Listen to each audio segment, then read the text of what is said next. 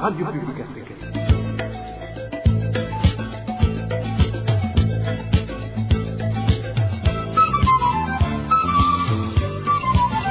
Radio Publique Africaine.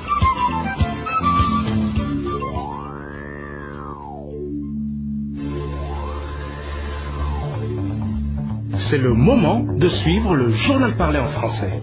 À la présentation, Émile Nivasumpo.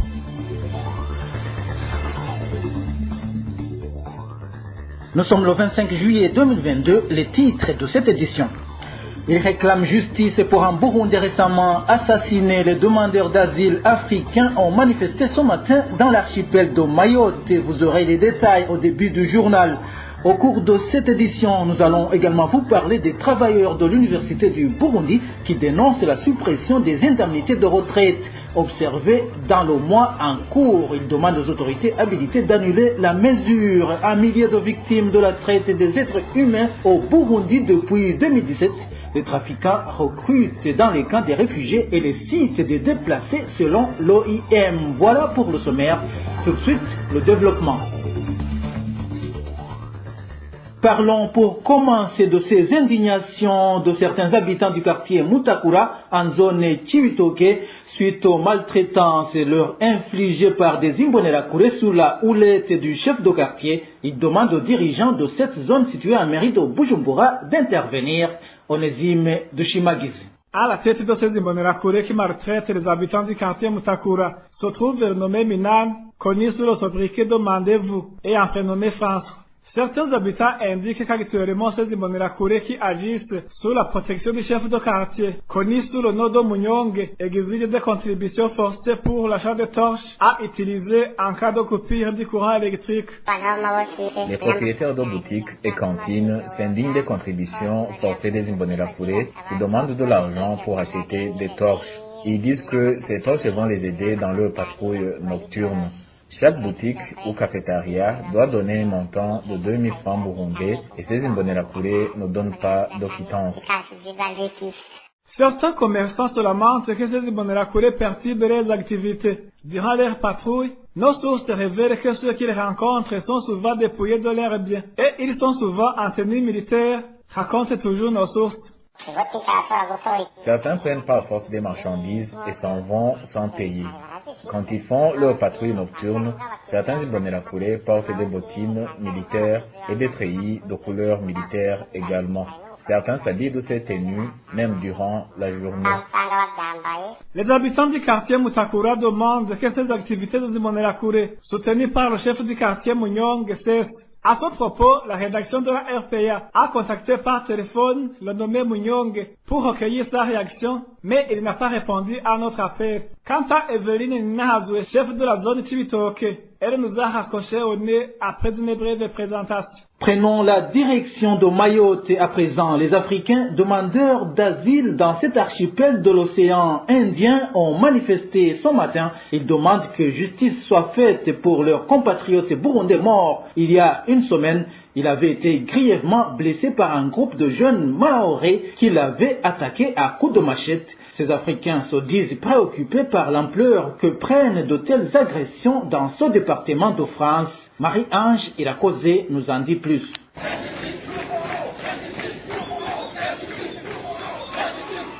Ils étaient à peu près 200 Africains à avoir répondu aux manifestations de ce lundi. Cette coalition des Africains demandeurs d'asile à Mayotte réclame la justice pour la mort du Burundais Mohamed Férouz.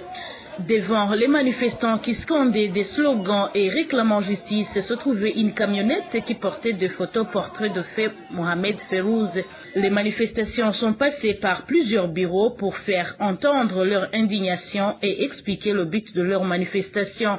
Une des manifestants témoigne. À partir de 8 heures, toute la communauté africaine de Mayotte, on a fait une manifestation pacifique pour montrer notre peine de perdre notre cher compatriote burundais, M. Mohamed Férouz. On a commencé par le ville de Mamoudzou de Mayotte, on a pris l'itinéraire vers la police pour montrer notre douleur et que toute la communauté africaine, on est en deuil. Après la police, on est parti à la préfecture de Mayotte pour montrer notre peine et notre colère aux autorités françaises. à la préfecture, on a parlé avec monsieur le secrétaire du préfet qui nous a accueillis et écouté nos doléances. Après la préfecture, on est parti au tribunal de Mayotte. Mohamed Ferrouz est le 3e Africain tué à Mayotte en l'espace de 2 ans. La communauté africaine de Mayotte s'inquiète et demande protection. Notre douleur est que toute la communauté africaine, on est en deuil de notre frère qui a été tué, massacré ici à Mayotte. Alors qu'on est de demandeurs d'asile à Mayotte. On est censé être protégé ici à Mayotte, mais on nous tue un en un par les soi-disant délinquants de Mayotte. Mohamed Ferrouz a succombé de ses blessures le 17 juillet courant. Il avait passé plusieurs jours dans le coma après s'être fait attaquer par un groupe de jeunes mahorais qui l'avaient grièvement blessé à la machette. Ces derniers voulaient venger la mort accidentelle d'un enfant local qui s'était fait percuter par un Africain. Demandeur d'asile, Mohamed Ferrouz venait de passer à peu près 3 ans dans l'archipel de Mayotte. Pour rappel, Mohamed Ferrouz a été gouverneur de Muyinga, mais également directeur général de l'Institut national pour la conservation de la nature, INSN en sigle. Retour au Burundi, les vendeurs de cartes de recharge pour les téléphones portables en commune Rugombo de la province Cibitoke réclament la réduction des taxes annuelles qui leur sont imposées par la commune. Ces vendeurs indiquent que ces taxes sont exorbitantes alors qu'ils ont de maigres revenus. Plus de détails avec Dani Claire et la Trouve. Ces vendeurs de cartes de recharge pour les téléphones portables sont composés en grande partie de jeunes sans emploi.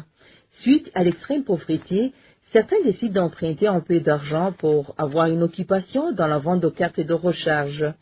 Ces vendeurs révèlent qu'actuellement, ils sont déstabilisés par la police qui les empêche de travailler puisqu'ils sont dans l'incapacité de payer la taxe annuelle de 15 000 francs exigée par la commune, comme le témoigne l'un d'entre eux.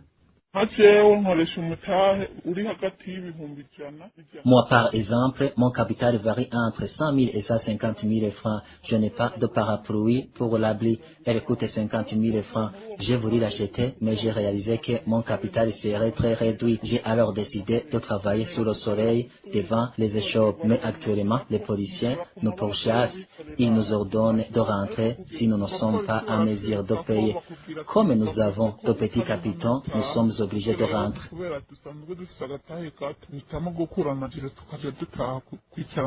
Ces vendeurs de ces cartes de recharge en commune Rugombo demandent alors aux administratifs communaux de diminuer ces taxes, surtout qu'ils ne bénéficient plus comme dans le temps les commissions octroyées par la compagnie Lumitel, indique toujours notre source.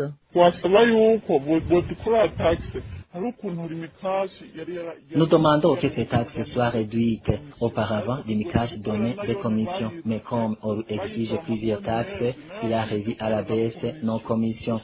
Tu peux manquer ta commission alors que tu as travaillé tout le mois. Nous sommes vraiment menacés par la pauvreté. Nous voulions demander que ces taxes soient réduites. La rédaction de la RPA n'a pas encore pu joindre l'administrateur de la commune Rugombo, en fait qui s'exprime à ce sujet. Je vous le disais dans les titres, les responsables des syndicats des travailleurs œuvrant à l'université du Burundi s'inscrivent en faux contre le retrait de l'indemnité de retraite sur la liste d'OP de ce mois de juillet. Dans une correspondance adressée la semaine dernière au recteur de l'université, ces syndicalistes demandent l'annulation de cette mesure qu'ils jugent sans fondement. Le point avec Éloge Divin Remèche. Les retraités de l'université du Burundi, bénéficiaires de l'indemnité de retraite, devraient être rétablis sur la liste d'OP du mois de juillet cette année. C'est en substance la requête formulée à l'intention du recteur de l'Université du Burundi par les responsables de 3 syndicats des personnels de cette institution, comme cela transparaît dans leur lettre du 19 juillet 2022. Il s'agit en effet du syndicat libre des travailleurs de l'Université du Burundi, STUB en sigle, le syndicat du personnel administratif et technique de la dite université, SPATUB, ainsi que le syndicat du personnel enseignant, SPENUB. Dans cette correspondance, ces syndicalistes affirment avoir appris le retrait de cette indemnité sur instruction verbale d'un cadre du ministère des Finances. Une décision qui fait suite aux recommandations du Conseil des ministres du 2 mars 2022, selon les informations que ces responsables affirment avoir récoltées. Par ailleurs, les membres des syndicats des personnels de l'Université du Burundi déplorent une application abusive et injuste de la nouvelle politique salariale, arguant que le retrait de l'indemnité de retraite n'a aucune base légale. Ils expliquent également que la nouvelle politique de gestion indemnité de retraite n'est en train d'être appliquée nulle part sur le territoire du pays. De surcroît, les représentants des syndicats STUB, SPATUB et SPENUB soulignent que l'ajustement salarial qui a été opéré par les services du ministère en charge des Finances n'a pas respecté le principe d'équité, d'autant plus qu'il y aura un groupe d'employés qui verra leur salaire augmenter au détriment de leurs collègues. Comme l'indiquent ces responsables syndicaux, cette injustice pourrait susciter des conflits et une compromission de la paix sociale déjà délétère. Pour finir, ces représentants des syndicats rappellent que les employés qui ont bénéficié de cette augmentation salariale sont ceux nouvellement recrutés et ceux qui ont été mal cotés au cours de leur carrière. Ainsi, ces syndicats demandent au rectorat de l'Université du Burundi de surseoir à l'exécution de ces mesures qu'ils qualifient d'injustes et d'impopulaires à l'égard des travailleurs de cette université en attendant une issue négociée et conviviale. La rédaction de la RPA a essayé de joindre en vain par téléphone le recteur de l'Université du Burundi, Sanctus Nilagira, pour recueillir sa réaction. Dans un instant, nous vous parlons des conséquences de la carence du carburant. RPA. Se déplacer devient de plus en plus un casse-tête à Merido, Bujumbura. À partir de 14h, des longues files d'attente se font remarquer au centre-ville de la capitale économique. Les citadins attendent des bus comme le font également le matin dans leurs quartiers respectifs. C'est la persistance de la pénurie du carburant qui perturbe ce transport en commun. Plus de détails avec Francine Mahoro. Certains des véhicules de transport en commun sont stationnés depuis la semaine dernière devant les stations-service en attendant d'être servis en carburant. La plupart de ces stations ne disposent même pas de carburant depuis quelques temps, ce qui fait que ces véhicules peuvent même y passer une période indéterminée. Cela a occasionné des perturbations dans le système de transport depuis la semaine passée. Au centre-ville de Bujumbura, l'habitude s'installe petit à petit de voir des longues files d'attente toujours à 14 heures. Le matin, ces files d'attente sont observées dans les quartiers pour ceux qui veulent se déplacer vers le lieu de travail. Parfois, les bousculades font que celles les plus forts peuvent entrer dans les bus. Certains des habitants de Bujumbura disent avoir repris l'habitude de faire de longues marches à pied pour se rendre au travail. Ils déplorent néanmoins qu'ils ne peuvent être assez productifs quand ils sont fatigués. Bien que le carburant n'a jamais été suffisant, depuis la hausse des prix, la station ne cesse de s'empirer. Ce week-end, la quasi-totalité des stations-service étaient fermées. Je vous le disais également dans les titres, plus de 1000 victimes de la traite des êtres humains ont été identifiées et assistées au Burundi depuis 2017. Selon un article publié ce matin par les services de communication de l'Organisation mondiale de migration, l'on estime que 66% des victimes sont des femmes et des filles. Les camps de réfugiés et les sites de déplacés figurent parmi les lieux de recrutement des trafiquants. Eric Nyonzima. Certaines victimes de la traite des êtres humains ont des troubles psychologiques très profonds ou parfois d'énormes cicatrices. Ce qu'on peut lire dans l'article de Laetitia Alomène, chargée des médias et de la communication à l'OIM Burundi. Les sources des données de l'OIM, écrit Laetitia Alomène, montrent que plus de 1000 victimes de la traite des êtres humains ont été identifiées et assistées au Burundi depuis 2017. Selon son article, le Bureau des Affaires internationales du travail des États-Unis montre que les filles burundaises font l'objet d'un trafic international à des fins d'exploitation sexuelle commerciale au Kenya, au Rwanda, en Ouganda, en République démocratique du Congo et dans les pays du Moyen-Orient. Au Burundi, selon toujours l'article de Laetitia Alomène, le travail forcé constitue la majorité des cas dans le travail domestique et la garde d'enfants, l'agriculture, l'hôtellerie et la construction, la mendicité et la colportage. On estime que 66% des victimes sont des femmes et des filles, souvent victimes de travail domestique forcé, d'exploitation sexuelle et de mariage voyages forcés dans les pays voisins ou les États du Golfe. La charge des médias et la communication à l'OIM Burundi écrit que les réfugiés burundais, les personnes déplacées à l'intérieur de leur propre pays et ceux qui résident dans les provinces frontalières sont les plus exposés au risque de traite des êtres humains. L'OIM aide le gouvernement à coordonner les efforts des ministères et des forces de l'ordre pour renforcer la législation, les politiques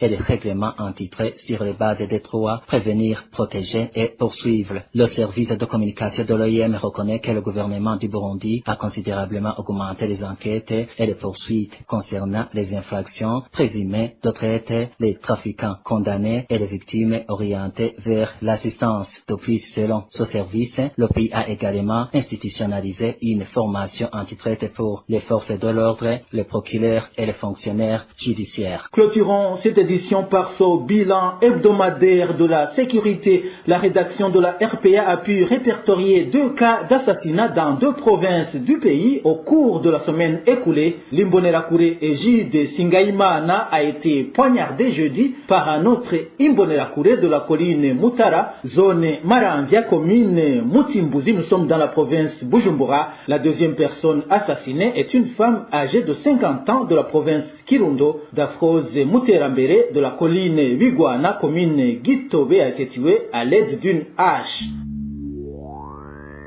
Et voilà, c'est par ici que nous mettons un point final au journal du 25 juillet 2022. Merci à vous tous qui nous avez suivis. À la présentation, c'était Émile Nibasumba. Au revoir.